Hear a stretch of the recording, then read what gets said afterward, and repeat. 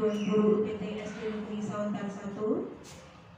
Saya ucapkan terima kasih yang sebesar-besarnya kepada Bapak Ibu yang telah berkenan hadir dalam acara diseminasi budaya positif bersama saya Nutana Nisa, SPDSD UPT SD Negeri Sawantar 1, CGP Angkatan 7 Kabupaten Blitar.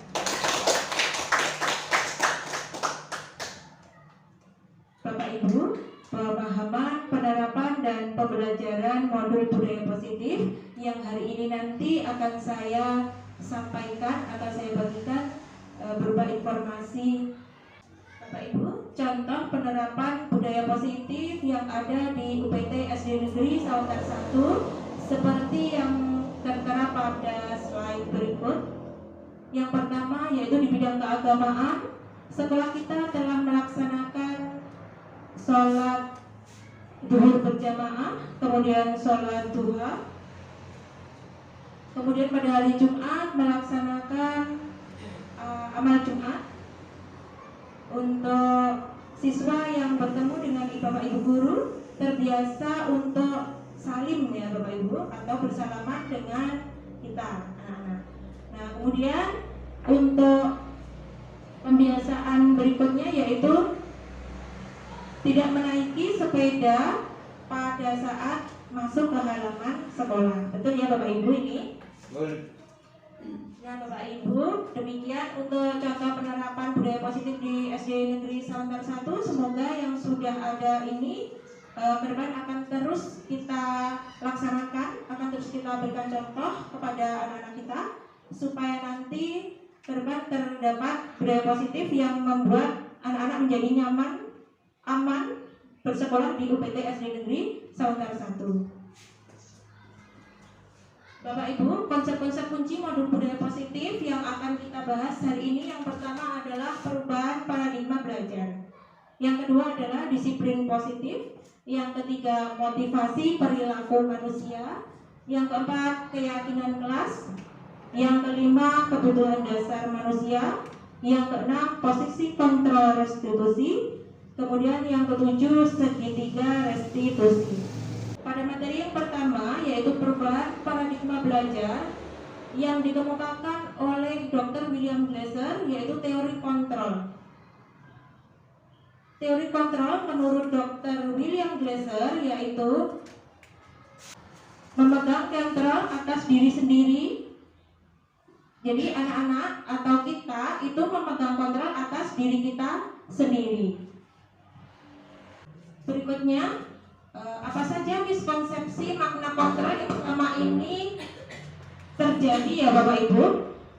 Ternyata ilusi kontrol itu ada beberapa. Yang pertama adalah ilusi guru mengontrol murid. Pada dasarnya kita tidak dapat memaksa murid untuk berbuat sesuatu jikalau murid tersebut memilih untuk tidak melakukannya. Walaupun tampaknya guru sedang mengontrol perilaku murid, hal demikian terjadi karena murid sedang mengizinkan dirinya untuk dikontrol. Nah, bentuk kontrol itu menjadi kebutuhan dasar yang dipilih murid tersebut. Nah, pada teori kontrol dinyatakan bahwa semua perilaku itu memiliki tujuan, bahkan perilaku yang tidak disukai sekalipun. Berikutnya, ilusi bahwa semua penguatan positif itu efektif dan bermanfaat. Penguatan positif atau bujukan adalah bentuk-bentuk kontrol. Jadi penguatan positif itu sebenarnya untuk mengontrol murid tersebut. Nah, tetapi itu dalam jangka waktu tertentu, ya, murid menyadari dan mencoba untuk menolak bujukan kita, atau bisa jadi murid tersebut menjadi tergantung pada pendapat sang guru untuk berusaha.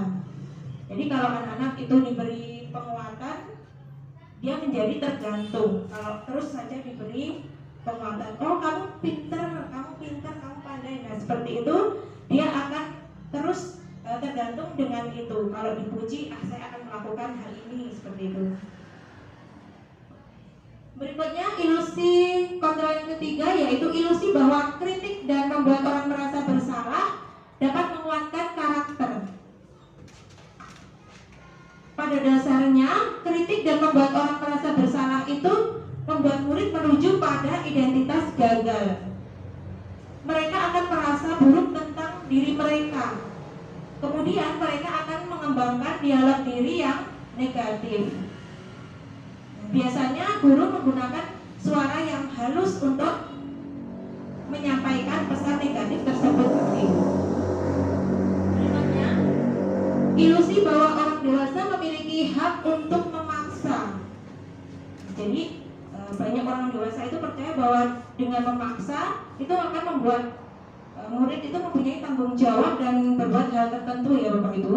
Tetapi ternyata perilaku memaksa itu tidak akan efektif untuk jangka panjang, dan sebuah hubungan permusuhan akan terbentuk karena orang dewasa tadi memaksa kepada si anak, atau mungkin guru memaksa kepada anak, sehingga menjadikan guru bermusuhan dengan murid atau murid bermusuhan dengan guru.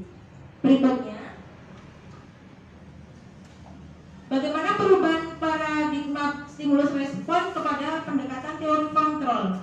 Menurut Stephen R. Covey, bila kita ingin membuat kemajuan perlahan, sedikit-sedikit ubahlah sikap atau perilaku Anda.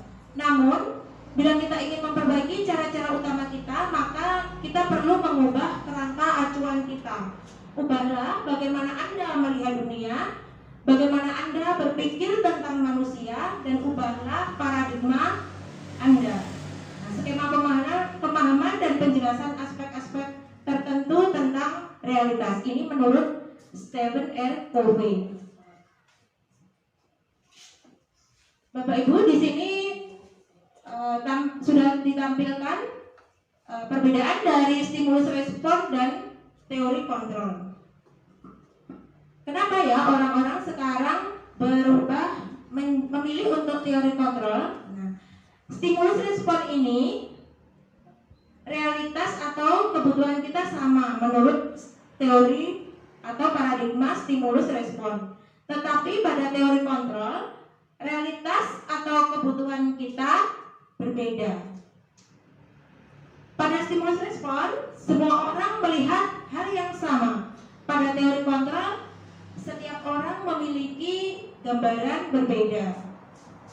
Berikutnya, stimulus respon. Kita mencoba mengubah orang agar berpandangan sama dengan kita. Pada teori kontrol, kita berusaha memahami pandangan orang lain tentang dunia. Berikutnya, menurut stimulus respon, perilaku buruk dilihat sebagai suatu kesalahan. Pada teori kontrol, semua perilaku memiliki tujuan. Pada stimulus respon, orang lain bisa mengontrol saya. Pada teori kontrol, hanya Anda yang bisa mengontrol diri Anda. Jadi, kitalah yang mengontrol diri kita sendiri. Begitu ya Bapak Ibu. Berikutnya, pada stimulus respon, saya bisa mengontrol orang lain. Tetapi pada teori kontrol, Anda tidak bisa mengontrol orang lain. Berikutnya, untuk stimulus respon, pemaksaan ada pada saat bujukan gagal. Pada teori kontrol, kolaborasi dan konsensus menciptakan pilihan-pilihan baru. Pada stimulus respon, model berpikir menang dan kalah. Tetapi pada teori kontrol, model berpikirnya menang dan menang. Gitu ya. Jadi pada teori kontrol ini semua pihak itu diuntungkan. Berbeda dengan stimulus respon. Berikutnya. Lalu, mengapa memilih teori kontrol? Ya. Paradigma stimulus respon lebih bersifat memaksakan sesuatu untuk kita, sedangkan apa yang ada pada teori kontrol, seseorang itu lebih bebas dan berpandangan luas serta saling menguntungkan semua pihak. Untuk itulah, karena perbedaan yang sangat mencolok inilah ya, bertolak dan bertolak belakang, maka beberapa orang-orang memilih untuk menggunakan teori kontrol. Bapak Ibu, untuk materi yang kedua adalah disiplin positif. Nah, dalam budaya kita, makna disiplin itu dimaknai menjadi sesuatu yang dilakukan seseorang pada orang lain untuk mendapatkan kepatuhan. Nah, kita cenderung menghubungkan kata disiplin itu dengan ketidaknyamanan atau hukuman. Padahal seharusnya hukuman itu tidak untuk mendisiplinkan murid ya Bapak Ibu. Nah, konsep disiplin positif merupakan unsur utama dalam terwujudnya budaya positif yang kita cita-citakan di sekolah. Jadi kalau nanti disiplin positifnya sudah terlaksana dengan baik, maka otomatis apa yang kita cita-citakan di sekolah kita sesuai dengan visi misi sekolah kita itu akan terwujud. Seperti itu ya Bapak Ibu. Berikutnya, makna kata disiplin menurut beberapa pakar, yang pertama adalah Dian Boston. Dia adalah pakar pendidikan.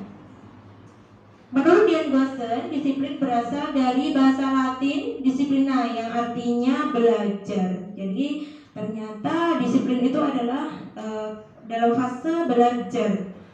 Kata disiplin juga berasal dari kata yang sama dengan disipel atau murid atau pengikut. Jadi seorang murid itu mengikuti sesuatu itu pasti paham betul alasan mengapa mereka mengikuti suatu aliran atau ajaran tertentu. Jadi dengan adanya alasan itu mereka mempunyai motivasi yang terbangun secara intrinsik atau dari dalam diri mereka sendiri. Berikutnya, makna kata disiplin menurut Ki Hajar Dewantara. Ki Hajar Dewantara itu siapa Bapak Ibu? Bapak Pendidikan. Betul sekali, Bapak Pendidikan ya. Nah, Ki Hajar Dewantara menyatakan bahwa untuk menciptakan murid yang merdeka, syarat utamanya adalah harus ada disiplin yang kuat. Nah, apa ya yang dimaksud disiplin di sini? Jadi menurut Ki Hajar Dewantara, disiplin yang dimaksud adalah disiplin diri yang memotivasi dari motivasi internal, yang memiliki motivasi internal. Motivasi internal itu motivasi yang muncul dari dalam diri kita sendiri. Ketika kita tidak mempunyai motivasi internal, jadi ada pihak yang harus mendisiplinkan kita. Kalau ada pihak yang mendisiplinkan kita, berarti itu berasal dari luar, bukan dari dalam diri kita, sehingga menjadi motivasi eksternal. Berikutnya, disiplin sebagai bentuk kontrol diri, yaitu belajar untuk kontrol diri agar dapat mencapai suatu tujuan mulia. Seseorang yang memiliki disiplin diri berarti mereka bisa bertanggung jawab terhadap apa yang dilakukannya, karena mereka mendasarkan tindakan mereka pada nilai-nilai kebajikan universal. Nah, nanti apa sih nilai-nilai kebajikan universal? Nanti akan kita pelajari setelah ini. Sebagai pendidik, tujuan kita adalah menciptakan anak-anak yang memiliki disiplin diri, sehingga mereka bisa berperilaku dengan mengacu pada nilai-nilai kebajikan universal dan memiliki motivasi intrinsik, bukan ekstrinsik ya, motivasi dari dalam. Nah, ini dia Bapak Ibu nilai kebajikan. Nilai kebajikan adalah sifat-sifat positif manusia yang merupakan tujuan mulia yang ingin dicapai setiap individu. Nilai-nilai tersebut bersifat universal. Artinya bagaimana? Artinya lintas bahasa, suku, bangsa, agama maupun latar belakang. Jadi nilai universal ini, nilai kebajikan ini adalah nilai yang diakui oleh agama manapun, kemudian suku bangsa apapun, gitu ya Bapak Ibu.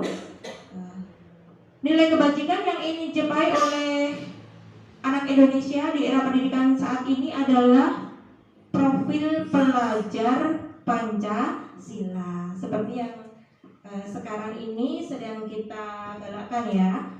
Yang pertama, beriman bertakwa kepada Tuhan yang Maha Esa dan berakhlak mulia. Yang kedua, mandiri, bernalar kritis, kreatif, dan bergotong royong serta berkebinekaan global.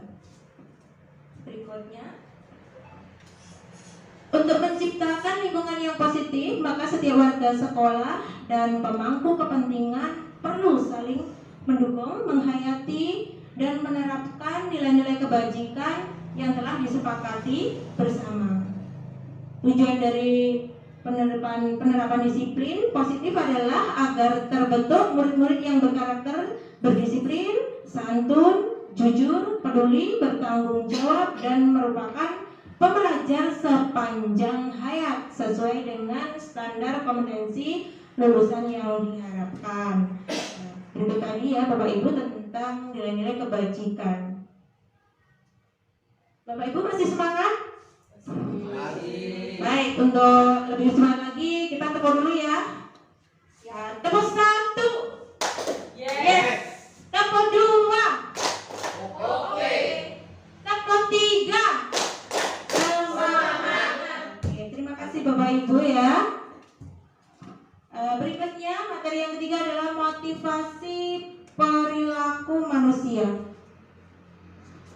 Bapak Ibu, ketika kita melakukan sesuatu itu kita pasti punya motivasi ya atau tujuan. Nah, apa saja ya tujuan menurut pakar pendidikan ini? Motivasi adalah dorongan pada diri seseorang yang dilakukan secara sadar atau tidak untuk melakukan tindakan dengan tujuan tertentu. Nah, itu tadi pengertian dari motivasi. Nah, sekarang ada berapa sih motivasi itu? Jadi motivasi itu terbagi menjadi 3. Yang pertama adalah motivasi untuk menghindari ketidaknyamanan atau hukuman. Misalnya ketika kita menemukan anak atau seperti kemarin ya di sekolah kita, mungkin ada anak yang misalnya tidak mengerjakan PR. Nah, itu dia mengerjakan PR ternyata hanya untuk dia tidak dihukum oleh guru, seperti itu. Yang kedua, untuk mendapatkan imbalan atau penghargaan dari orang lain. Nah, ini mungkin murid juga ada ya, kepinginnya dapat pujian atau penghargaan dari Bapak Ibu guru, gitu.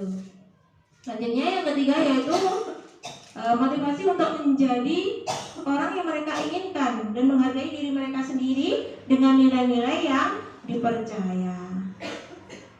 Berikutnya, baik Bapak Ibu, akan kita kupas satu persatu apa itu motivasi perilaku manusia dan jenisnya. Yang pertama, untuk menghindari ketidaknyamanan atau hukuman. Biasanya yang orang itu akan bertanya, apa ya yang terjadi jika saya tidak melakukannya, gitu ya. Nah, mereka ini menghindari permasalahan yang mungkin muncul dan berpengaruh kepada mereka. Ya. Dengan hal ini, ya motivasi ini bersifat eksternal atau dari luar diri, karena tidak dari dalam diri sendiri. Ya. Contohnya, seorang murid mengerjakan tugas karena takut dihukum oleh guru. Mungkin Bapak Ibu ada contoh lain di kelas Bapak Ibu, murid yang mempunyai motivasi menghindari ketidaknyamanan atau hukuman. Bapak Ibu mungkin bisa memberikan contoh salah satu.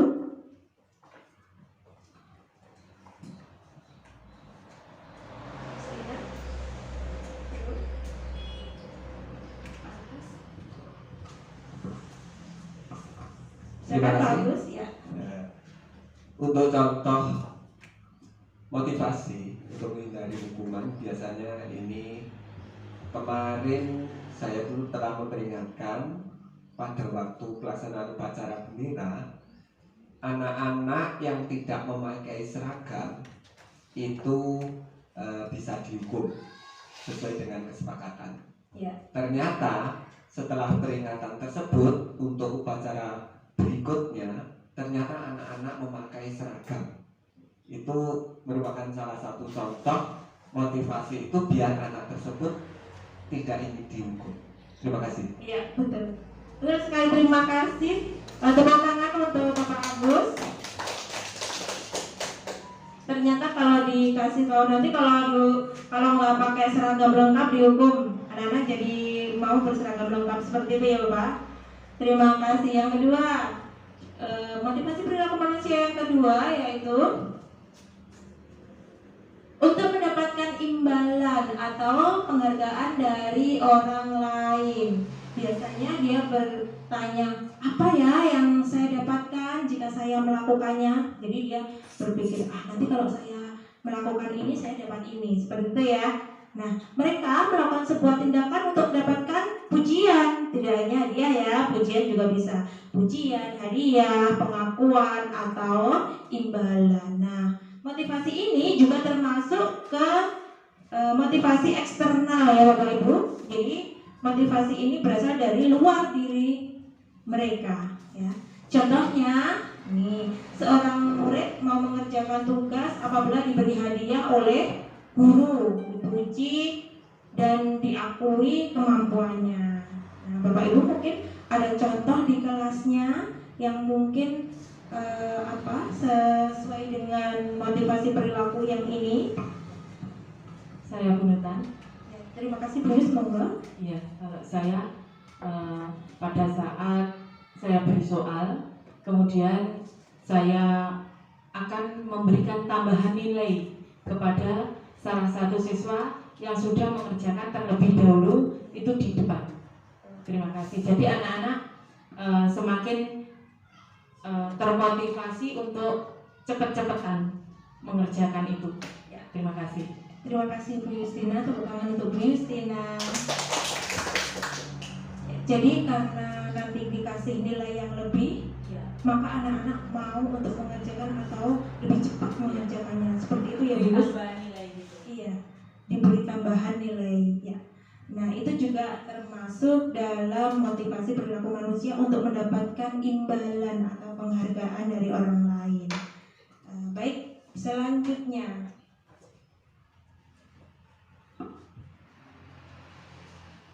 motivasi perilaku manusia yang ketiga yaitu untuk menjadi orang yang mereka inginkan dan menghargai diri sendiri dengan nilai-nilai yang mereka percaya. Biasanya anak atau orang yang mempunyai motivasi ini akan bertanya, akan menjadi orang yang seperti apa bila saya melakukannya. Mereka melakukan sesuatu dan ingin menjadi orang yang melakukan nilai-nilai yang mereka yakini dan hargai. Motivasi ini membuat seseorang memiliki disiplin positif karena motivasi ini bersifat internal atau motivasinya dari dalam diri sendiri. Contohnya, seorang murid mau belajar karena ia ingin pandai. Dia ingin lebih memahami materi tersebut. Jadi tidak ada alasan dari orang lain mau dikasih hadiah atau yang lain. Atau mungkin kalau orang tuanya nanti kalau nggak belajar nggak kasih uang saku. Nah, seperti itu bukan seperti itu ya Bapak Ibu. Kalau itu masih termasuk eksternal. Kalau yang ini karena dia ingin sendiri, ini saya ingin belajar supaya pandai, saya ingin belajar supaya nanti saya bisa dapat memahami materi tersebut. Berarti ini adalah motivasi dari diri mereka sendiri. Nah, Bapak Ibu, di sini ada identitas sukses. Identitas suksesnya yaitu berupa disiplin dalam bentuk restitusi, juga disiplin dalam bentuk konsekuensi. Nanti ada identitas sukses, ada identitas gagal ya. Nah, kemudian bagaimana ciri-ciri dari bentuk restitusi dan konsekuensi itu mari kita pelajari. Restitusi adalah proses menciptakan kondisi bagi murid untuk memperbaiki kesalahan mereka sehingga mereka bisa kembali pada kelompok mereka dengan karakter yang lebih kuat. Bapak Ibu, seperti yang terjadi di sekolah kita kemarin,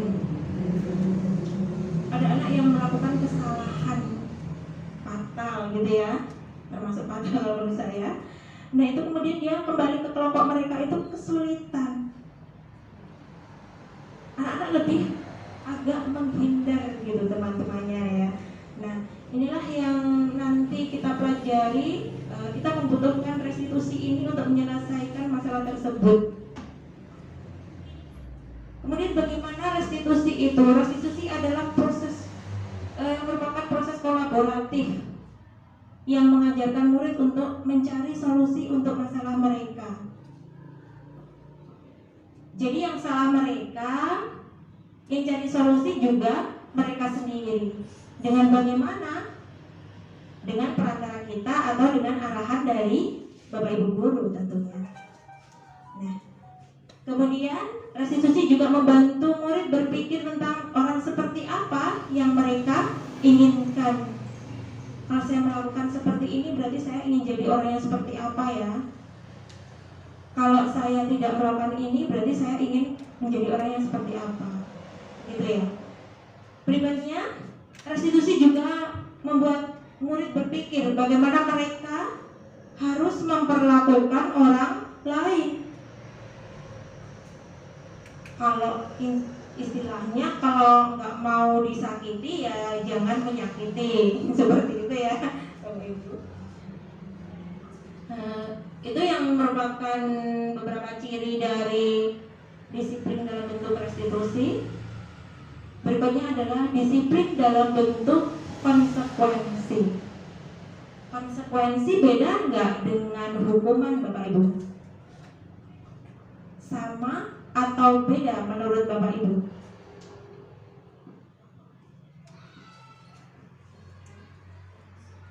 Konsekuensi itu beda ya, betul sekali ya. Konsekuensi itu beda dengan hukuman. Nanti bagaimana sih perbedaan dari konsekuensi dan hukuman? Kita akan belajar di setelah ini.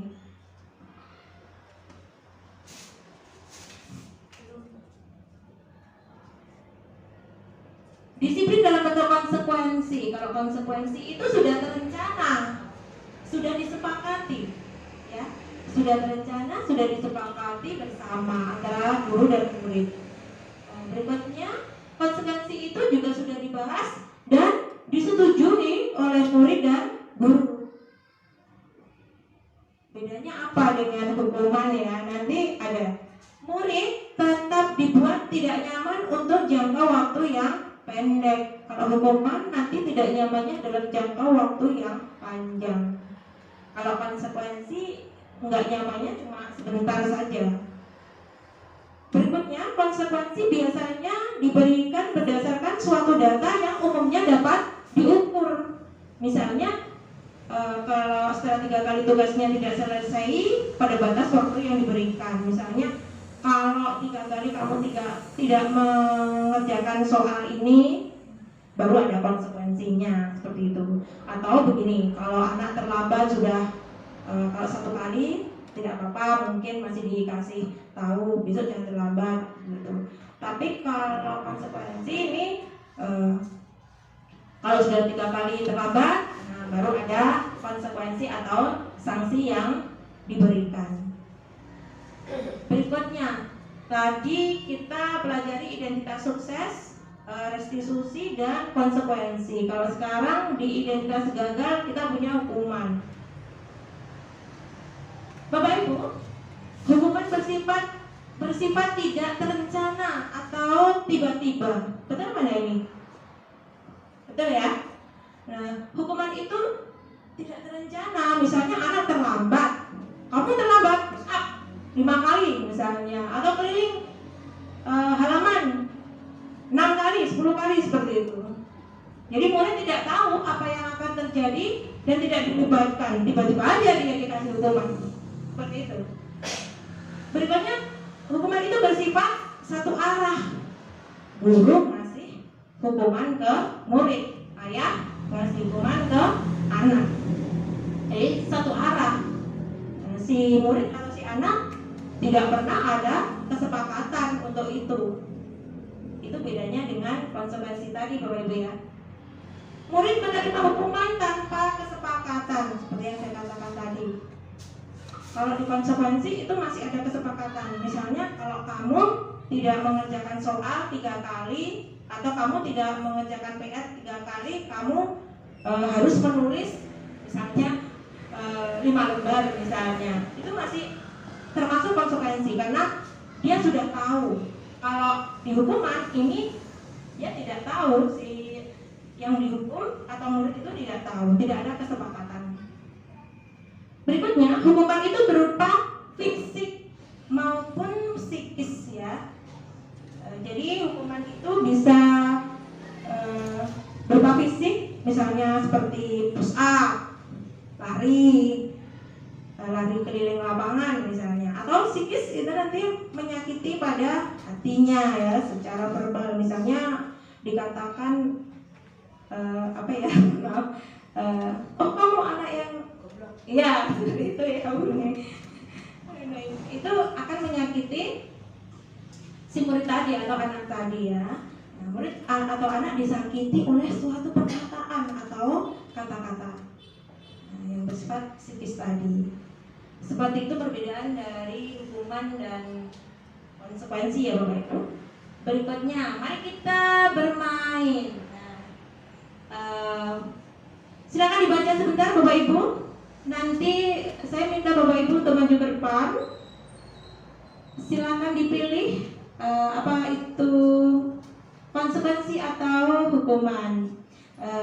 Yang H ini berarti hukuman, yang K ini berarti konsekuensi. Karena Bapak Ibu tadi sudah mempelajari perbedaan dari konsekuensi dan hukuman, maka insya Allah nanti bisa menjawab ini ya Bapak Ibu. Kira-kira Bapak Ibu ada yang mau maju ke depan untuk bermain bersama saya? Silakan Bu Rinda. Saya tidak apa-apa.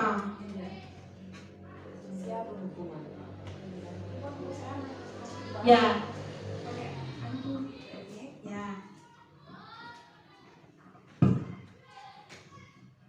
Silakan ditebak ya Bu Rinda untuk mencatat 100 kali di dalam buku kalimat saya tidak akan terlambat lagi karena anak tersebut terlambat ke sekolah. Kira-kira itu hukuman atau konsekuensi ya Bu? Ya terima kasih Bu Duta. Untuk yang pertama ini masuk ke konsekuensi kayaknya. Konsekuensi ya. Baik, nanti kita lihat jawabannya di slide setelah ini ya. Oke ya. Berikutnya, lari mengelilingi lapangan basket 2 kali karena terlambat hadir ke sekolah. Ya, ini masuk ke dalam hukuman. Ya. Baik. Yang ketiga, membersihkan coretan yang dibuat di meja tulis. Baik, ini masuk ke konsekuensi sama dengan yang nomor 1. Konsekuensi. Baik. Yang keempat, murid diminta untuk push up 15 kali karena dia tidak menggunakan masker ke sekolah. Ya, ini masuk ke dalam hukuman. Hukuman. Ya. Oke, baik. Terima kasih teman-teman untuk Bu Rinda. Baik Bapak Ibu ya, kita lihat jawabannya untuk game kali ini. Betul sekali ya Bu Rinda, yang nomor 1 adalah merupakan konsekuensi. Ya, karena ini tidak menyakiti Bapak Ibu ya. Ini tidak menyakiti, hanya mencatat 100 kali. Tetapi dia tidak nyaman dengan ini ya kan. Aduh, Bu, kok saya disuruh mencatat 100 kali. Pasti dia tidak nyaman, ya kan? Tetapi tidak nyamannya itu hanya sementara saja. Nah, tidak untuk jangka yang panjang gitu. Berikutnya, lari mengelilingi lapangan basket 2 kali karena terlambat hadir di sekolah. Otomatis ini adalah hukuman. Karena apa? Karena ini capek, menyakiti siswa ya enggak? Seperti itu. Kemudian ini juga tidak ada hubungannya ya dengan kesalahan yang dia perbuat. Berikutnya, membersihkan coretan yang dibuatnya di meja tulis ini merupakan konsekuensi. Karena apa? Ini sudah ada hubungannya ya. kalau kamu coret-coret di meja, berarti kamu yang harus membersihkan. Jadi dia ini merupakan konsekuensi, dia tidak menyakiti, ya. Nah, dia juga sudah mengerti konsekuensinya itu. Kalau membuat kotor ya harus membersihkan, seperti itu. Baik, berikutnya yang keempat adalah murid diminta untuk push up 15 kali karena tidak menggunakan masker. Betul sekali Bu Rinda ya, ini adalah hukuman. Karena apa? Karena push up 15 kali itu capek loh. Iya enggak? Kemudian dia juga akan tersakiti dengan itu, dan itu akan berdampak panjang di hidup dia. Bu, saya nggak pakai masker aja, hukumannya kok push up 15 kali. Merasa tidak nyaman, iya. Tersakiti, iya. Iya kan? Capek. Terlalu berat ini untuk siswa, ya enggak? Baik, berikutnya Bapak Ibu, nanti kita akan mempelajari di hukum penghargaan. Nah, apa sih di hukum penghargaan? Penghargaan kok malah menghukum? Iya, menurut Alfikon, baik penghargaan maupun hukuman adalah cara-cara mengontrol perilaku seseorang yang menghancurkan potensi untuk pembelajaran yang sesungguhnya. Menurut Kon, secara ideal, tindakan belajar itu sendiri adalah penghargaan sesungguhnya. Jadi bukan karena dipuji, bukan karena diberi hadiah ya, atau bukan karena dikasih ranking 1, 2, 3 ya. Ternyata itu merupakan hukuman Bapak Ibu. Kenapa? Nanti kita pelajari setelah slide berikut. Penghargaan itu hukuman loh ternyata. Di mana penghargaan itu mempunyai pengaruh jangka pendek dan jangka panjang. Untuk jangka pendeknya, mungkin anak termotivasi untuk melakukan sesuatu. Wah, saya dikasih bonus pujian nih, oke lah saya melakukan itu, gitu ya. Tetapi pada jangka panjang itu akan berdampak buruk. Dia akan tergantung. Nanti kalau nggak dikasih pujian sama Bu Yus, saya nggak mau melakukan hal itu, gitu. Berikutnya, penghargaan itu tidak efektif. Tidak efektif ya Bapak Ibu, karena penghargaan itu malah membuat anak itu seperti tadi tergantung, menjadi candu, gitu ya. Berikutnya, penghargaan itu merusak hubungan. Bapak Ibu, ternyata penghargaan itu merusak hubungan antara siswa dan guru atau murid dan guru. Mengapa? Karena kalau tidak, suatu ketika jika murid itu tidak diberi penghargaan, dia akan kecewa, ya, dia akan marah sama gurunya, seperti itu. Berikutnya, penghargaan itu mengurangi ketepatan.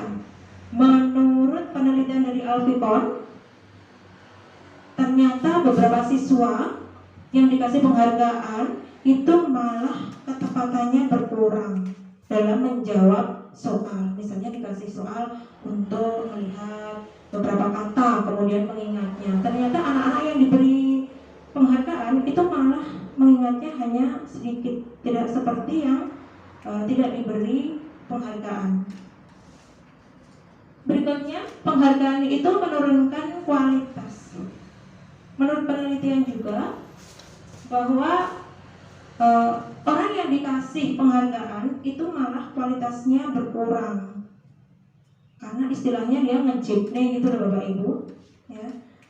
Dia kalau nggak dikasih penghargaan, dia nggak akan berusaha lebih keras begitu. Berikutnya, penghargaan itu mematikan kreativitas.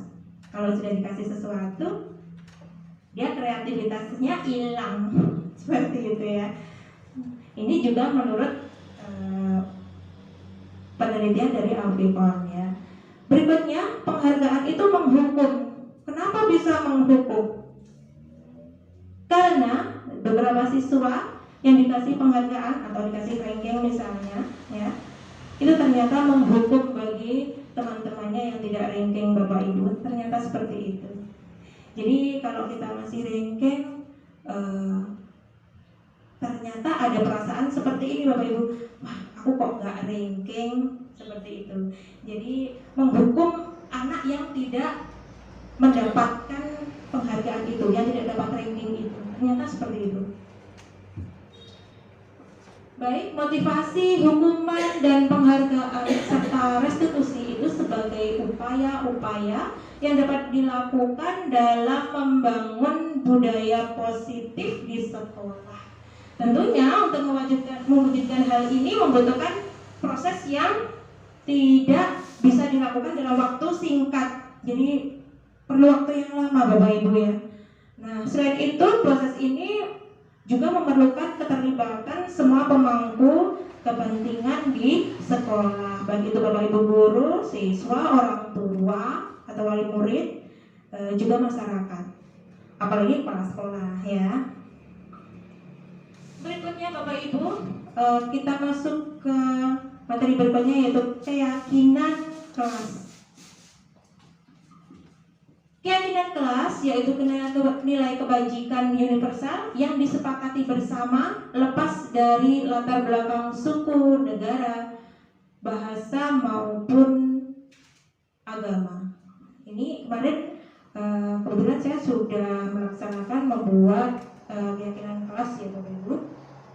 Bagaimana prosedurnya nanti kita akan pelajari setelah slide berikut. Keyakinan kelas, mengapa tidak bukan peraturan? Kok pakai keyakinan kelas? Kenapa? Jadi keyakinan kelas itu berisi nilai-nilai kebajikan yang menekankan pada keyakinan seseorang yang akan lebih memotivasi seseorang itu dari dalam. Kok bisa memotivasi dari dalam? Iya, nanti karena ini adalah kesepakatan ya. Kesepakatan antara guru murid. Jadi kalau kesepakatan itu sudah dibuat bersama-sama, otomatis nanti akan dilaksanakan bersama-sama juga, dipatuhi gitu. Seseorang akan lebih tergerak dan bersemangat untuk menjalankan keyakinannya daripada hanya sekedar mengikuti serangkaian peraturan tertulis tanpa makna. Ternyata Bapak Ibu, peraturan sekolah yang tata tertib itu ya, yang ada kita pajang di sekolah, itu kan peraturan tertulis. Nah itu ternyata hanya tidak semuanya dilakukan atau dilaksanakan atau dipatuhi oleh murid kita ya. Nah dengan demikian kita membutuhkan keyakinan kelas supaya peraturan yang kita buat itu sama-sama dilaksanakan.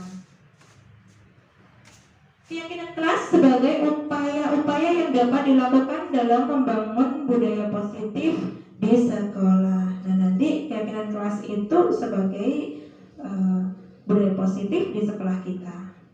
Selanjutnya, apa sih ciri-ciri keyakinan kelas? Yang pertama adalah keyakinan kelas itu bersifat lebih abstrak daripada peraturan yang lebih rinci dan konkret. Jadi kalau peraturan itu lebih rinci ya Ibu, konkret. Kalau keyakinan kelas itu sifatnya abstrak, tidak konkret. Nah, contohnya seperti ini. Kalau di tata tertib misalnya tidak boleh datang terlambat atau datang harus 15 menit sebelum pelajaran dimulai seperti itu. Tapi kalau di keyakinan kelas nanti bisa dikatakan sebagai bersikap disiplin begitu. Hanya seperti itu saja. Jadi nanti mencakup banyak hal di situ. Berikutnya, keyakinan kelas itu berupa pernyataan universal yang dibuat dalam kalimat positif. Kalau kalimat positif berarti dia tidak ada dilarang, tidak ada kata tidak boleh ya. Jadi nanti kata-katanya diganti ya Bapak Ibu. Yang dilarang itu diganti menjadi misalnya dilarang bermain sepak bola di dalam kelas. Nah, diganti kalimatnya menjadi bermain di lapangan, bermain saja di lapangan gitu. Jangan lari-larian, bukan pakai jangan, tapi jalan-jalan saja, jalan saja begitu. Keyakinan kelas tidak dibuat dalam jumlah banyak. Mengapa? Agar mudah dipahami dan mudah diingat. Jadi nanti hanya 3 sampai 7 saja. Berikutnya, sesuatu yang dapat diterapkan di lingkungan kelas. Jadi keyakinan itu harus dapat diterapkan di kelas kita masing-masing. Kalau itu nanti keyakinan kelas sudah terbentuk, maka akan jadi keyakinan sekolah karena anak-anak sudah terbiasa. Berikutnya, keyakinan kelas juga melibatkan semua warga kelas melalui curah pendapat.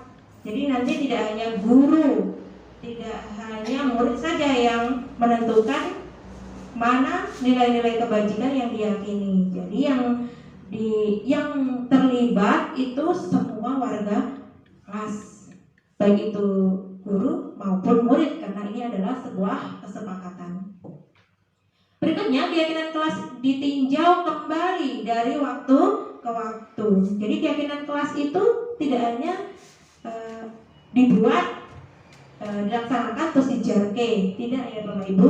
Jadi keyakinan kelas itu dilaksanakan, dibuat, dilaksanakan, kemudian kalau sudah terbiasa kita ganti dengan keyakinan kelas yang lain yang mungkin anak-anak masih melanggar peraturan itu, seperti itu. Baik, berikutnya. Ini contoh keyakinan kelas yang sudah saya buat di kelas saya, berupa poster, bersikap saling menyayangi. Jadi ini maknanya nanti abstrak Bapak Ibu. Menyayangi, kalau bersikap menyayangi berarti dia tidak boleh menyakiti temannya, nggak boleh nganu, misalnya seperti itu. Bersikap saling menghargai, nggak boleh ngeloknya temennya, misalnya ya. Atau kita marah ya Bapak Ibu dengan kata-kata nama orang tuanya dipanggil dan dibuat ejekan, seperti itu. Itu juga terjadi di kelas saya, sehingga saya membuat dan menurut saya tentunya itu kita sepakat untuk bersikap saling menghargai, bersikap saling membantu. Kalau temannya susah ya dibantu, kalau temannya sakit ya dijenguk, seperti itu. Berikutnya, menghormati orang lain serta barang miliknya.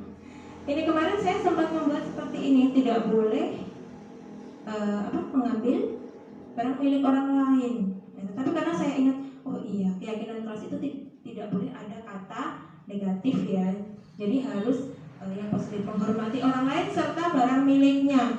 Karena Bapak Ibu di kelas kami, di kelas saya itu ada banyak sekali kasus sebelum-sebelumnya ini ya. Ada yang makanannya diambil temannya, ada yang uangnya hilang dan lain sebagainya yang berkaitan dengan barang milik temannya itu diambil, seperti itu. Sehingga saya dan murid-murid saya membuat kesepakatan untuk menghormati orang lain serta barang miliknya. Berikutnya, bertanggung jawab terhadap tugas. Nah ini anak-anak biasanya kalau tugas itu dikasih hari Sabtu, nanti proyeknya dikumpulkan ya, itu biasanya masih molor lagi. Nah seperti itu. Jadi saya minta untuk anak-anak bertanggung jawab atas tugasnya. Berikutnya, berlaku disiplin Bapak Ibu. Di kelas saya itu banyak yang tidak sekolah atau tidak masuk sekolah tanpa izin ya, itu seperti itu. Kemudian datang terlambat, nah seperti itu. Jadi di sini memakai kata bukan tidak boleh terlambat, tidak seperti itu, tetapi masuk ke dalam berlaku disiplin. Demikian, ada pertanyaan Bapak Ibu tentang keyakinan kelas? Tidak ada, cukup ya. Prosedur pembentukan keyakinan kelas, Bapak Ibu, ini saya tampilkan prosedur pembentukan keyakinan kelas yang sudah saya lakukan di kelas saya ya. Nah, yang pertama adalah warga kelas bercurah pendapat tentang peraturan yang disepakati. Kepengennya apa sih anak-anak? Kepengennya apa sih saya? Seperti itu. Jadi anak-anak kemarin minta begini Bapak Ibu, Bu, saya nggak mau olok-olok saya sama teman dengan menyebutkan nama orang tua saya. Baik, saya suruh menulis itu di kertas post-it, ya. Saya terus tidak berkenan untuk diolok-olok gitu. Berikutnya banyak sekali anak-anak tidak mau dituduh, tidak mau tidak mau dituduh, tidak mau diolok-olok, tidak mau barang miliknya itu hilang, nah, seperti itu. Jadi dari beberapa curah pendapat yang dilakukan oleh saya dan anak-anak, kemudian kita mencatat beberapa masukan murid itu di papan tulis atau kertas post-it. Nah, ini foto pada saat saya memberikan post-it kepada anak-anak. Berikutnya, setelah itu anak-anak menempelkan post-it di papan, ya. Kemudian nanti saya bacakan apa-apa saja peraturan yang ingin mereka sepakati. Kemudian setelah itu kami mengganti kalimat dari bentuk negatif ke positif. Contohnya, dilarang bermain sepak bola di koridor. Berarti kalimat positifnya bermain sepak bola di halaman atau lapangan, seperti itu. Berikutnya, prosedur pembentukan keyakinan kelas yang selanjutnya adalah setelah semua masukan itu tertulis, kemudian kita tinjau daftar curah pendapat, ajak murid untuk menemukan nilai kebajikan yang akan dituju, pilah dan kelompokkan ke dalam keyakinan yang disepakati.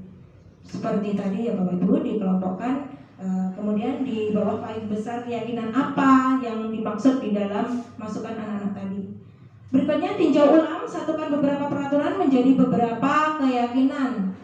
Nah, keyakinan itu sebaiknya berkisar antara 3 sampai 7 saja. Jangan terlalu banyak ya Bapak Ibu, karena nanti sulit untuk diingat dan sulit untuk dipahami oleh murid. Berikutnya, setelah keyakinan kelas selesai dibuat, tinjau ulang bersama dan menyetujui dengan menandatanganinya. Jadi biar anak-anak itu tahu kalau ini kesepakatan, maka kita buat daftar untuk tanda tangan kesepakatan yang dibuat itu tadi, ya. Berikutnya, kalau sudah, pajang keyakinan kelas di tempat yang terlihat. Ini kebetulan saya pajang di depan kelas biar anak-anak tiap hari itu bisa melihat. Besar harapan semoga anak-anak melaksanakan itu, Bapak Ibu. Keyakinan sekolah atau kelas sebagai fondasi dan arah tujuan sebuah sekolah atau kelas yang akan menjadi landasan dalam memecahkan konflik atau permasalahan di dalam sebuah sekolah atau kelas. Nah, keyakinan kelas ini nanti sebagai pedoman ya Bapak Ibu, kalau ada masalah kita ingatkan anak-anak tentang keyakinan kelas yang mereka buat itu sendiri. Nah, mari Bapak Ibu kita membuat keyakinan kelas di kelas masing-masing. Sanggup Bapak Ibu? Sanggup. Terima kasih. Berikutnya, masih semangat ya Bapak Ibu? Baik, kita ini masih slide 5. Kita nanti ada 7 slide ya. 7 materi maksudnya. Materi yang berikutnya adalah kebutuhan dasar manusia. Bapak Ibu, ternyata ada beberapa kebutuhan dasar ya yang manusia miliki. Yang pertama, kebutuhan untuk bertahan hidup. Apa sih nanti kebutuhan bertahan hidup? Kita pelajari nanti. Berikutnya, kasih sayang dan rasa diterima. Kebutuhan untuk kasih sayang dan rasa diterima atau belonging. Kalau bertahan hidup tadi survival ya. Berikutnya, kebutuhan tentang kebebasan atau freedom. Berikutnya, kebutuhan tentang kesenangan atau fun. Berikutnya, yang terakhir adalah kebutuhan penguasaan atau power. Baik Bapak Ibu, kita pelajari. Yang pertama adalah kebutuhan bertahan hidup. Kebutuhan bertahan hidup atau survival adalah kebutuhan yang bersifat fisiologis. untuk bertahan hidup, misalnya kesehatan, makanan, rumah. Contohnya apa Bapak Ibu? Seorang murid itu mengambil makanan atau bekal temannya. Ketika ditanya, dia menjawab, saya lapar Bu. Nah, berarti kebutuhan dasar yang belum dia terpenuhi adalah kebutuhan untuk makanan.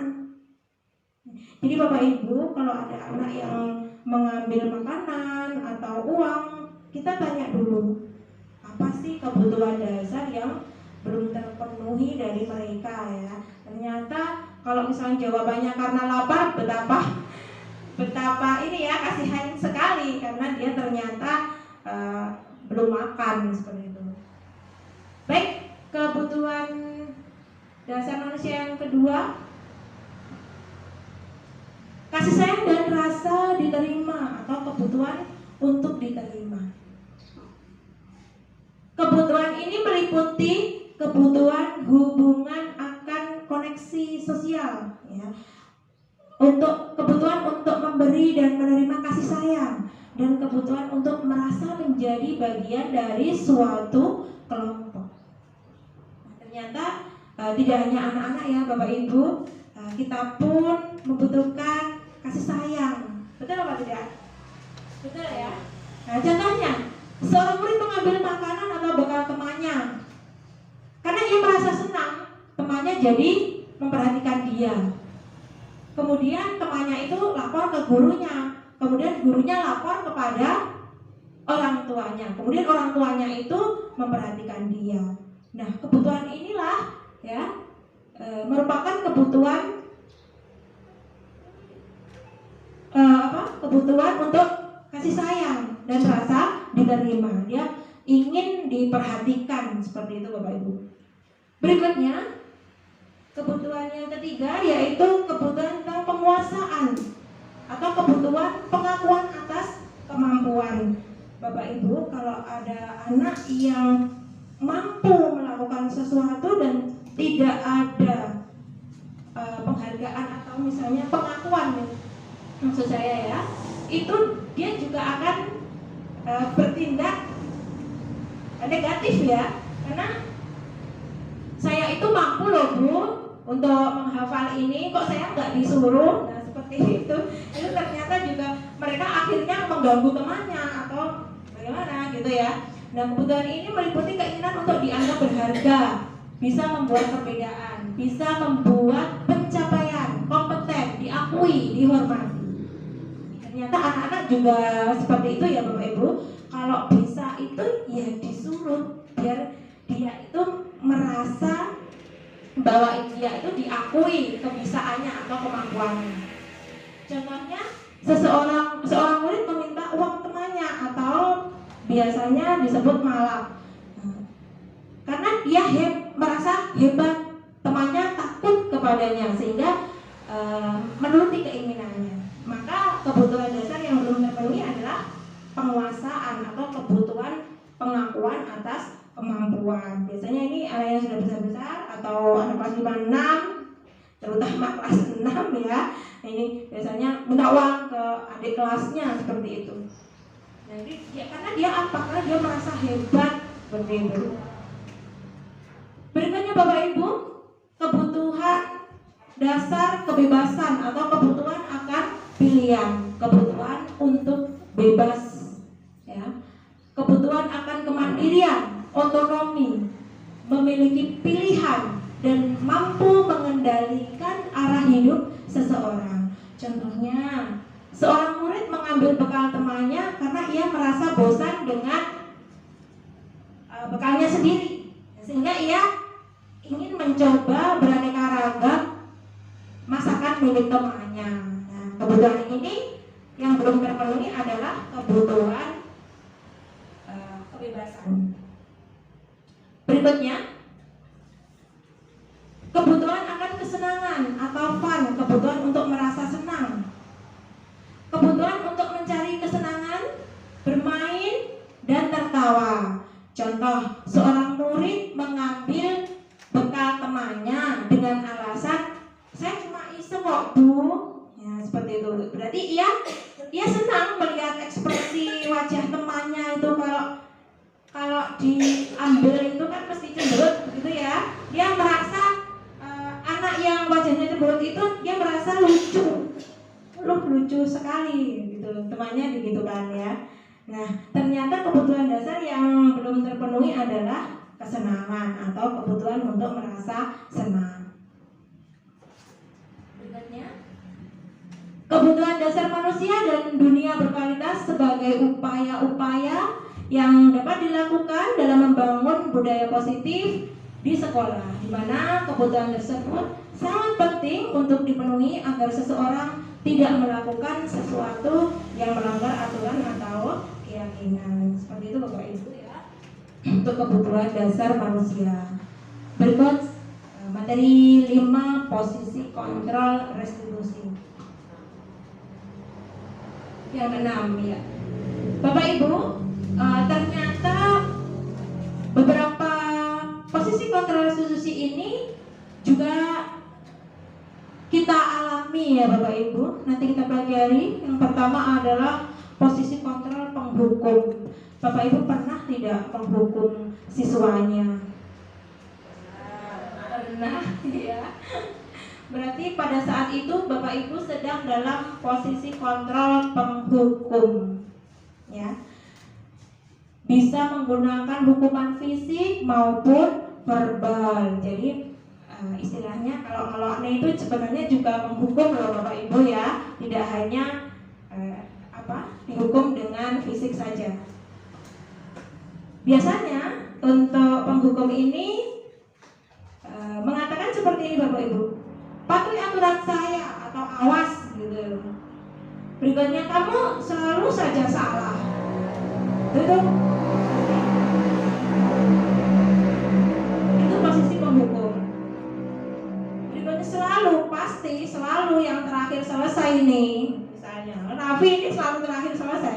Ini ternyata juga merupakan posisi kontrol penghukum ya. Bapak Ibu, saya informasikan juga bahwa posisi kontrol penghukum ini sebenarnya disarankan untuk tidak digunakan, gitu ya. Berikutnya, yang kedua adalah posisi kontrol pembuat merasa bersalah. Bapak Ibu mungkin tidak sadar dengan bilang seperti, ibu sangat kecewa sekali dengan kamu, atau berapa kali bapak harus memberitahu kamu ya. Gimana coba kalau orang tua kamu tahu kamu berbuat begini. Nah, kata-kata seperti itu adalah posisi kita sebagai pembuat merasa bersalah.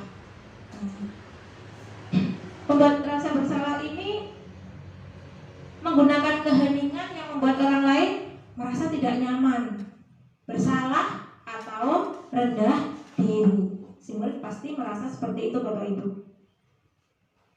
Berikutnya, posisi kontrol sebagai teman, saking cedeke karo muridé. Itu ya Bapak Ibu. Guru pada posisi ini tidak akan menyakiti murid, namun akan tetap berupaya mengontrol murid melalui persuasi atau ajakan. Ayo gitu. Nah, biasanya berkata seperti ini, ayo bantulah demi Bapak ya. Ayo, ingat tidak bantuan Bapak selama ini? Ya sudah, kali ini tidak apa-apa, nanti Ibu bantu bereskan. Nah, seperti itu adalah posisi kontrol sebagai teman. Jadi murid itu merasa kita itu sebagai teman dia Bapak Ibu. Apakah itu berdampak buruk?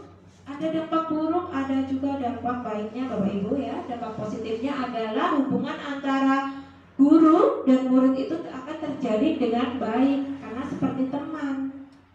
Nah, kemudian apa dampak negatifnya? Ketika guru tidak membantu, maka murid akan merasa kecewa. Nah, itu dampak negatifnya Bapak Ibu kalau kita memposisikan diri sebagai teman. Yang keempat adalah posisi sebagai pemantau. Pemantau itu artinya mengawasi ya Bapak Ibu. Posisi pemantau berdasarkan pada peraturan-peraturan dan konsekuensi. Ini orangnya saklek kalau ini ya Bapak Ibu. Kalau aturannya begini ya harus begini gitu. Sanksi atau konsekuensi dapat memisahkan hubungan pribadi kita dengan murid. Gak mau tahu aku, pokoknya kalau kamu salah ya harus dihukum, seperti itu. Konsekuensinya apa? Biasanya orang yang seperti ini itu mengatakan peraturannya apa? Kamu tahu nggak peraturannya apa? Gitu, biasanya digitukan. Apa yang telah kamu lakukan? Tuh, kita mengatakan itu kepada murid kita. Sanksi atau konsekuensinya apa kalau kamu melakukan ini? Gitu. Nah, ini adalah posisi sebagai pemantau. Berikutnya adalah posisi kontrol restitusi sebagai manajer. Bapak Ibu, ini adalah posisi yang paling ideal dan disarankan ya Bapak Ibu. Karena posisi ini membimbing murid untuk dapat mengatur dirinya. Posisi di mana guru berbuat sesuatu bersama dengan murid, mempersilahkan murid mempertanggungjawabkan perilakunya, mendukung murid agar dapat menemukan solusi atas permasalahannya sendiri. Nah, jadi nanti ada langkah-langkahnya Bapak Ibu ya. Untuk posisi kontrol ini menggunakan segitiga restitusi seperti yang ada di platform Merdeka Mengajar. Bapak Ibu nanti kita pelajari. Nah, untuk posisi ini ya akan dikata seperti ini, apa yang kita yakini. Nah, itu kan kembali ke keyakinan kelas yang tadi kita buat ya Bapak Ibu.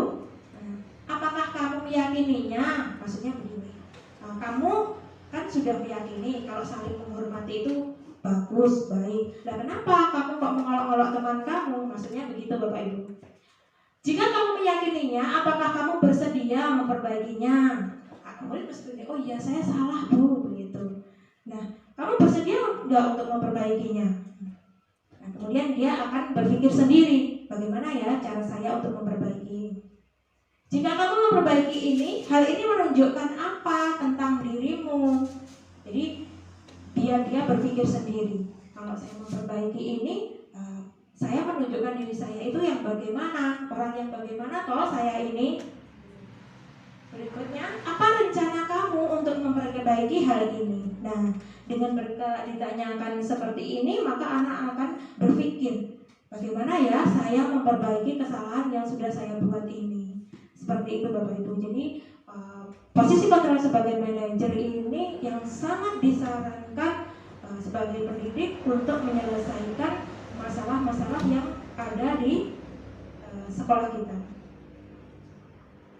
Bapak Ibu, dalam menerapkan disiplin restitusi, posisi yang paling ideal adalah manajer. Karena pada posisi ini akan menghasilkan murid yang mandiri, bertanggung jawab, dan merdeka. Nah Bapak Ibu, ini tadi yang saya janjikan yaitu segitiga restitusi sebagai materi terakhir hari ini ya. Bapak Ibu, segitiga restitusi mempunyai 3 tahap. Yang pertama, menstabilkan identitas. Yang kedua, validasi tindakan yang salah. Kemudian yang 3, menanyakan keyakinan. Pengertian dari segitiga restitusi adalah suatu proses dialog yang dijalankan oleh guru atau orang tua agar dapat menghasilkan murid yang mandiri dan bertanggung jawab. Berikutnya, prinsip utama teori kontrol. Yang pertama, menstabilkan identitas. Pada teori kontrolnya, kita semua akan melakukan hal terbaik yang bisa kita lakukan. Yang kedua, langkah yang kedua yaitu validasi tindakan yang salah. Teori kontrolnya, semua perilaku itu sebenarnya memiliki alasan. Yang ketiga, menanyakan keyakinan. Nah, pada langkah yang ketiga ini teori kontrolnya adalah kita semua memiliki motivasi internal. Baik, langkah yang pertama adalah menstabilkan identitas.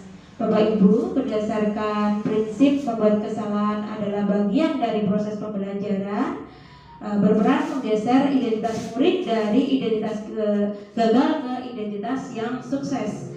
Yang ketiga, jangan mengkritik murid yang sedang mengalami identitas gagal. Nah, apa ya pertanyaan yang bisa kita ajukan kepada murid ketika kita menghadapi menghadapi suatu masalah yang diselesaikan dengan segitiga restitusi ini. Yang pertama adalah membuat kesalahan itu wajar.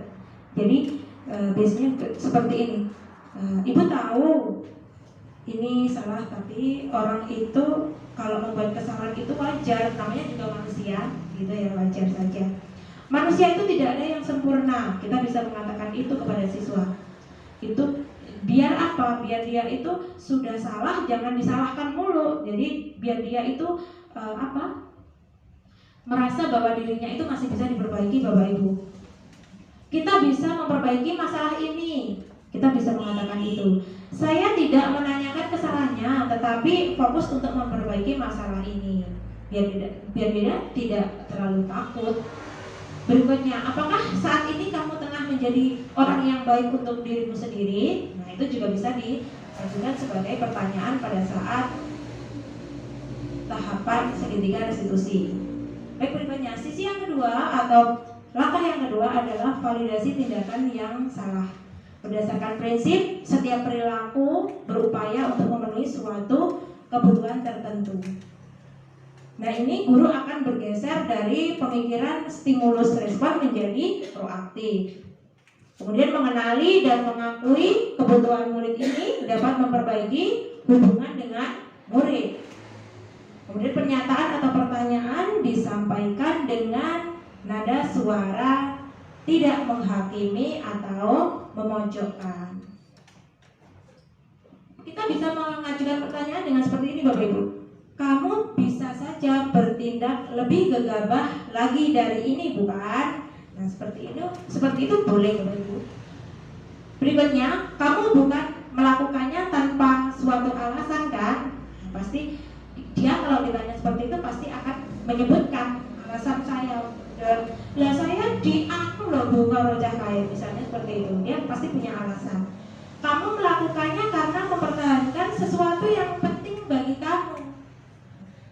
Kamu itu membalas, misalnya diambil temannya atau dipukul temannya gitu ya. Kemudian dia membalas. Nah, ketika dia diselesaikan dengan langkah segitiga restitusi ini, ketika ditanya, kamu melakukannya karena memperhatikan sesuatu yang penting bagimu. Orang tua saya itu diolok-olok loh Bu. Kan dia itu berarti ada alasan ya untuk mempertahankan sesuatu yang penting bagi dia. Orang tua saya nggak boleh dong diolok-olok seperti itu ya. Ya, mungkin kamu bisa mempelajari suatu perilaku baru yang lebih efektif. Bersediakah kamu mempelajarinya? Nah, kita tawarkan. Nah, jadi pada segitiga restitusi ini kita menawarkan kepada murid bagaimana setelah dia mengetahui kesalahannya apa, dia bisa memperbaiki. Kamu bersedia nggak untuk mempelajari itu? Begitu. Berikutnya, sisi yang ketiga adalah menanyakan keyakinan. Kan sudah ada keyakinan kelas tadi. Nah, teori kontrol menyatakan bahwa pada dasarnya kita termotivasi secara intrinsik. Jadi bukan karena penghargaan, bukan karena hukuman. Jadi dari diri kita sendiri ini, kita sebenarnya setiap orang itu punya motivasi dari dalam atau motivasi intrinsik. Saat perilaku telah divalidasi dan identitas sukses telah stabil, maka murid telah siap mengaitkan keyakinannya dengan tindakannya yang salah. Otomatis kalau sudah ditanya apa keyakinannya, nah itu kemudian dia identitas suksesnya sudah stabil, ditanyakan wajar kalau orang itu salah, jadi dia menjadi semangat lagi, begitu Bapak Ibu. Nah, berikutnya ajukan pertanyaan. Kita bisa mengajukan sebagai keluarga atau kelas, apa yang kita yakini? Nah, nilai-nilai apa yang telah kita sepakati, biar dia mikir, oh iya ya, sudah ada keyakinan kelas, kok saya melanggar gitu. Berikutnya, seperti apa gambaran sebuah kelas yang ideal bagi kamu? Nah, kita tanyakan seperti itu kepada dia, biar dia mengerti apa kesalahannya, apa keyakinan yang dia langgar. Berikutnya, kamu ingin menjadi orang seperti apa? Biar dia, apakah dia ingin menjadi orang yang baik atau yang jahat, biar dia sendiri yang memikir, begitu ya Bapak Ibu. Berikutnya, Apa sih hal-hal yang perlu diperhatikan dalam segitiga restitusi? Perilaku yang salah perlu dikaitkan dengan nilai-nilai atau keyakinan-keyakinan yang telah disepakati atau dituju. Jadi perilaku yang salah itu harus kita kaitkan Bapak Ibu dengan keyakinan yang sudah dibuat di kelas. Kemudian yang kedua, kesediaan orang yang melakukan kesalahan untuk memperbaiki masalah. Kalau tidak ada kesediaan, sulit sekali Bapak Ibu segitiga restitusi ini dijalankan. Yang ketiga, pemecahan masalah sebisa mungkin relevan atau memiliki hubungan dengan masalah yang ada. Jadi ini peran kita Bapak Ibu ya untuk mengarahkan murid dalam memecahkan masalah itu harus relevan dengan masalahnya itu tadi. Berikutnya yang keempat, perlu adanya usaha perbaikan dari pihak yang berbuat kesalahan. Bapak Ibu, karena segitiga restitusi itu langkah-langkahnya seperti itu, saya itu juga berpikir kalau pakai segitiga restitusi apakah masalah itu bisa selesai? Gitu mungkin Bapak Ibu juga bertanya, ya kan? Tetapi memang ada hal-hal yang perlu diperhatikan seperti ini. Kalau tidak ada usaha perbaikan dari yang berbuat kesalahan, itu ya tidak akan selesai masalahnya atau tidak akan menjadi baik. Karena apa? Karena motivasi intrinsiknya itu loh belum ada. Berikutnya yang kelima, perlu didedikasikan waktu dari pihak yang berbuat kesalahan. Tanyakan kapan akan mulai diberlakukan usaha untuk memperbaiki masalah. Jadi memang untuk segitiga restitusi ini tidak dapat instan Bapak Ibu, tidak dapat dilakukan dalam waktu yang singkat. Dia harus menggunakan waktu yang beberapa waktu untuk bisa sesuai dengan harapan gitu. Berikutnya, bagaimana penerapan segitiga restitusi? Bapak Ibu mungkin bertanya, masalah seperti apa sih yang bisa diselesaikan dengan segitiga restitusi? Ya, Bapak Ibu, untuk permasalahan yang berat mungkin kita bisa menggunakan 3 tahap tadi. Tetapi kalau masalahnya ringan, itu kita bisa menjalankan 1 atau 2 saja langkah segitiga restitusi tadi ya. Permasalahan ringan tidak perlu menjalankan segitiga restitusi secara berurutan. Boleh dari 1 ke 3 atau 1 saja boleh. Bisa dengan menanyakan apa keyakinan yang kita sepakati. Berikutnya saya tampilkan penerapan segitiga restitusi untuk 1 kasus. Di sini kasusnya adalah Siska tidak rela nama orang tuanya itu diejek oleh temannya. Ia marah dan tidak dapat menahan emosi. Baik, video untuk penerapan segitiga restitusi ini Bapak Ibu bisa simak. Jadi dia saya panggil atau saya ajak untuk berdiskusi ya Bapak Ibu, dengan 3 tahap segitiga restitusi.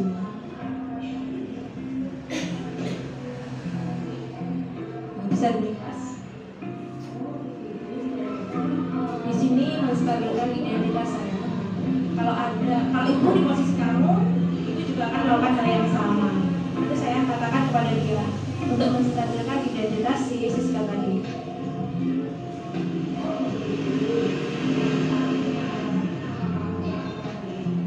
Berarti kamu punya alasan kamu melakukan tindakan itu.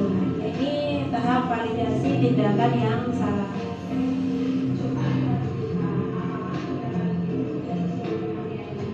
Apakah tindakanmu sudah sesuai dengan keyakinan kelas? Jadi saya menanyakan keyakinan tadi ini pada segitiga restitusi tahap ketiga ya.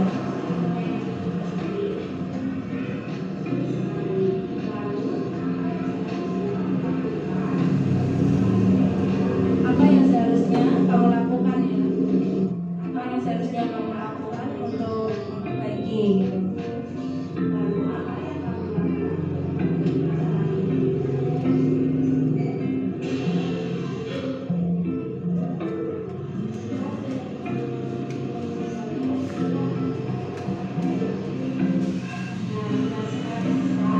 ingin lebih bersabar jika ada yang menolak temannya. Jadi dia menyelesaikan masalahnya sendiri Bapak Ibu. Kita hanya mengontrol memberikan arahan saja. Apa keyakinannya, kemudian ya seperti itu. Baik Bapak Ibu, kemudian setelah itu ada respon siswa. Video respon siswa ya. Setelah melaksanakan segitiga restitusi itu,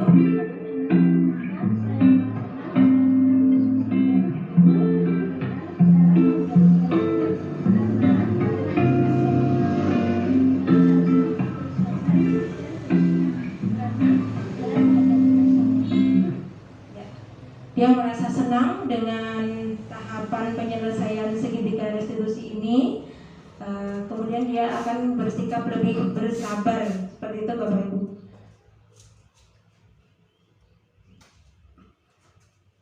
Baik Bapak Ibu, dengan menjalankan segitiga restitusi dengan mengajukan pertanyaan-pertanyaan bermakna, diharapkan murid menjadi kuat secara pribadi, membuka wawasan murid agar dapat menyelesaikan permasalahannya sendiri, sehingga murid menjadi semakin percaya diri, mandiri, dan merdeka.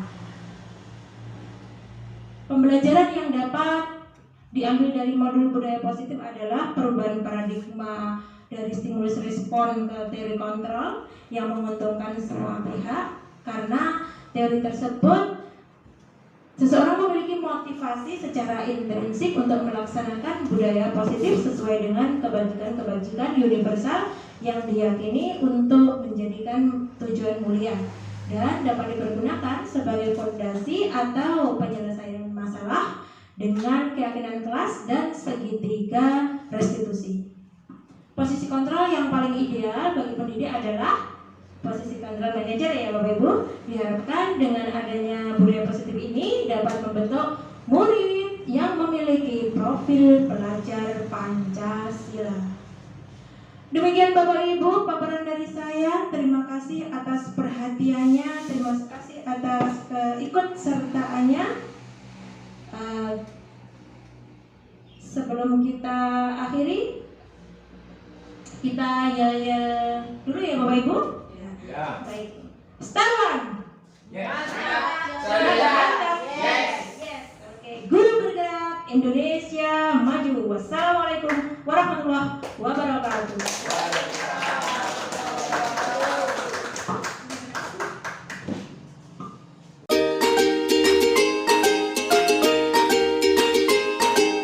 Assalamualaikum warahmatullahi wabarakatuh. Waalaikumsalam warahmatullahi wabarakatuh. Bu, apa kabar hari ini? Baik, Bu. Sehat. Alhamdulillah semuanya Sehat. baik. Pada hari ini Ibu akan mengajak kalian ya untuk membuat keyakinan kelas. Apa sih keyakinan kelas itu? Keyakinan kelas itu seperti kalau kita misalnya memakai masker. Apa sih tujuan kita untuk memakai masker itu? Supaya apa? Iya betul. Menjaga apa sih? Kalau misalnya kita malu untuk menjaga kesehatan juga ya.